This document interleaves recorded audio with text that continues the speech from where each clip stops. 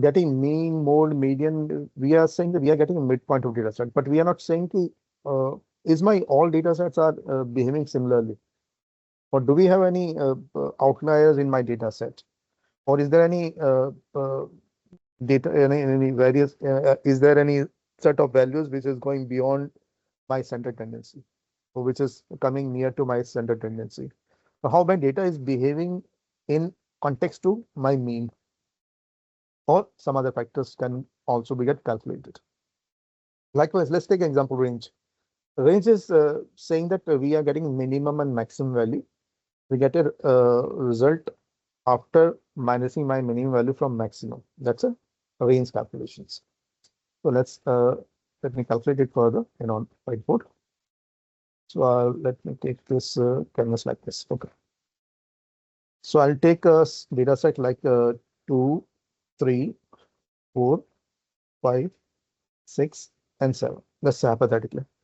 So if somebody asks me to get my range of this data set, in my case, my maximum value is what? 7. My minimum value is what? 2. So that is 7 by 7 minus 2 is 5 is in my range. And if somebody said that I need to look for variations, then we have variance concept, which is nothing but a square of standard deviation. We'll see standard deviation after this use case. So this can be represented as an if you are working with population part, we say sigma this, or if you are working on the sample case, we say S square. The formula would be like this: summation of, let's say I'll go for first population person.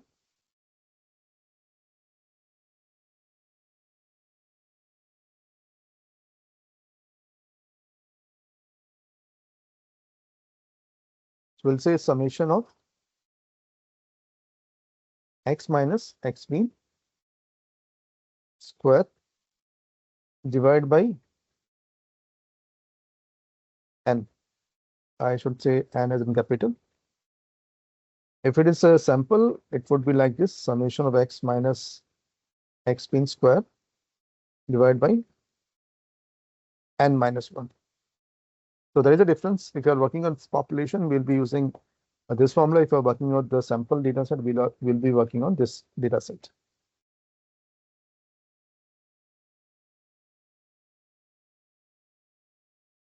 So let's see why we require this variance and the standard deviation per se. So primary objective would be that we are saying that whether my data is near to mean or not. Let's take an example.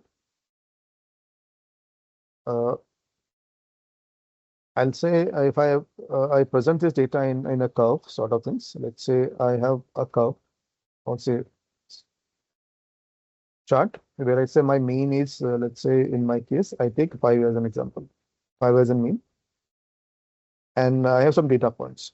So if I have data like this, let's say take an example of one curve like this. First option. Second option, I have data like this. And this is my B set of values. This is my A set of values. In my A set of values, my minimum maximum are near to my mean.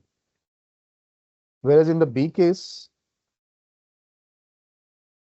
I have slightly stretched data set. This is going beyond the mean point. So if we have data as in B data set, we are saying data is more varied. It's more spread out. Where in the case of A set of values, data is near to mean. So it's a more or less we are saying mean is good to go for representing this data. Whereas in the case of B, we are having higher spread of data points, which can say that the data is not near to mean. It may have higher variations. So mean would not be right numbers to represent this data set. Although we don't have other options to represent this, but technically, if you have variation with us, we can add more value to our decisions. Say that although we have mean this, but your variations or standard deviation is high, which is leading this mean as a dicey number. So we should consider not to rely on mean values only. We should take other factors also before making any business decision on this mean value only. So variation is letting us know whether my data is near to mean or not. So this calculation would be returning me some numbers. If my number is higher than, let's say we have two set of value with us, the set of value which is having the lower variation, lower variance, I should say, lower variance. In that case, that specific data set having the lower variance would be having less variations from mean. Because what we are doing, we are not doing any calculation other than minusing my mean from the actual value, which means we are asking to do calculations of minusing my mean from each number and then squaring off, square the same and divide the number, actual quantity of number from the square result. So it's a outcome which represent a spread of data points, whether my data is highly spreaded or lower spreaded. So highly spread data is a bit risky to interpret the mean value as a single value for data set. So if you have high spread values, data would be a bit dicey. So we need to make sure that wherever we have higher spreaded values, we should take the consideration of calculating variance also, so that we can let our business stating that this data set is having higher variation. So we should see the lower value and higher value while making any business decisions. If data is highly spreaded, it means this particular value is a bit dicey. We would not be getting rely to the same data set. We have to see other factors attached to this outcome, whether there is any dependency available for getting the higher spread of values. If it is there, then we should consider the understanding of the data points before making any outcome result from this data set. So variance is average square deviation of each data point. That's a normal use case we have. So variance would help us to identify whether my data is near to mean or not. That's a simple a simple definition you can say. Higher variance means higher higher you can say spread of data points from mean. Once you square root this variance, you will be getting standard deviation. So variance lead to standard deviations. It's a root of variance, I should say.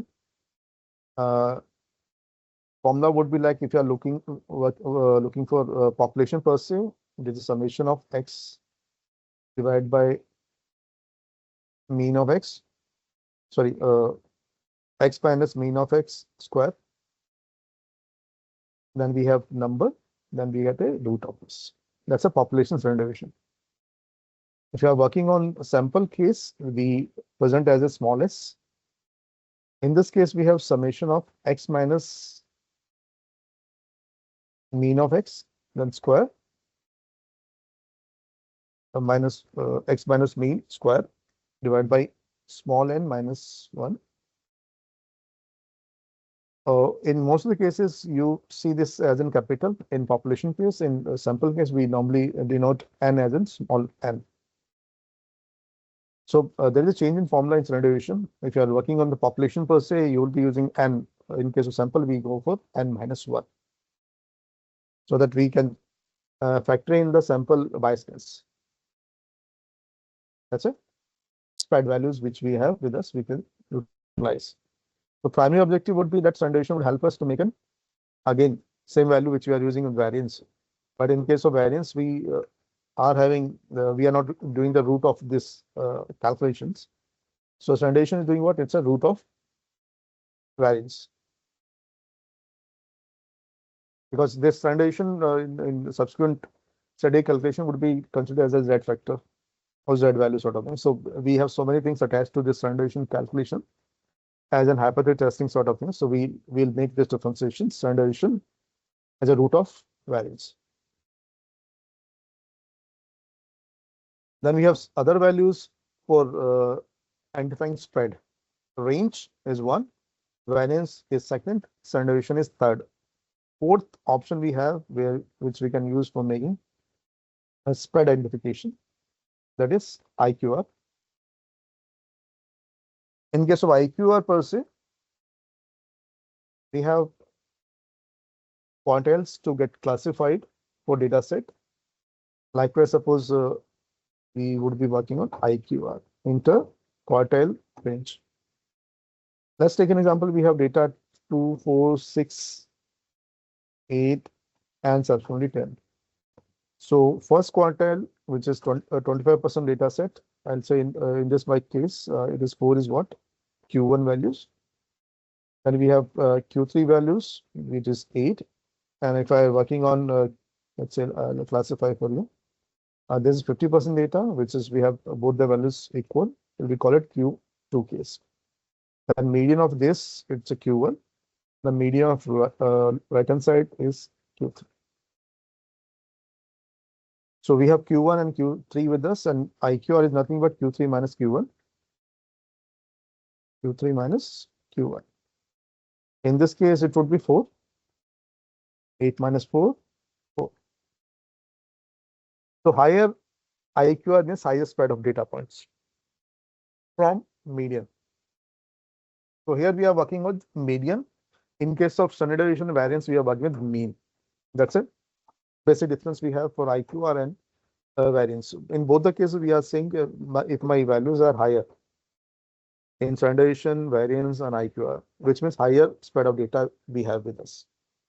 If you have lower spread points in case of lower values in IQR, standard deviation, and variance, we have lower variance or lower standard data variance, lowest spread of data points available with us. And suppose this all three values are quantified with the unit. Likewise, if you're working on million, billion, and a quantity is there with the quantity associated with the data points. And while we are comparing values in different columns, whereas one column is in tens, another column in thousand, and the next column is in billions, sort of things. And when we want to compare the variations of data spread, we would be looking for a single value comparison. Likewise, we should have same unit for all three columns to get comparison done. Whereas if standard deviation, variance, and IQ are unit based. To dilute the unit of data points for spread identifications, we have covariance, coefficient of variance, I should say. This coefficient of variance help us to make a percentage-based output. It would be resulting you 0 to 1 data points. This can be converted to percentage, and we can compare all three columns. And higher percentage value would be higher spread, and lower percentage value would be lower spread of data set. We say coefficient of variance, coefficient of variance. We call it CV. It is nothing but it's a, if you are looking for population and observation, it's difference. So indirectly, it's a standard deviation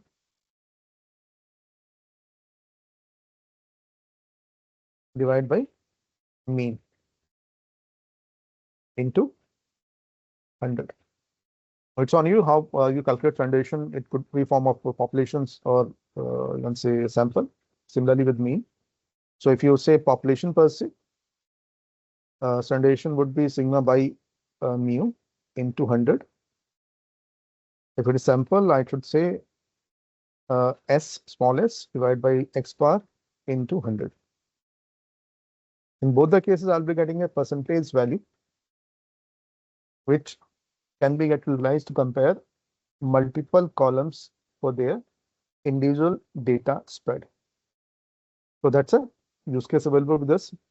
So range would be there, which indirectly get calculated from third quartile minus first quartile. Variance is a square. It's a, you can say, average of difference of mean with the x values divided by numbers. Or you can say average of difference of mean with numbers. Standard deviation is nothing but it's a root of variance. Interquartile range is an option available with us, which we can use.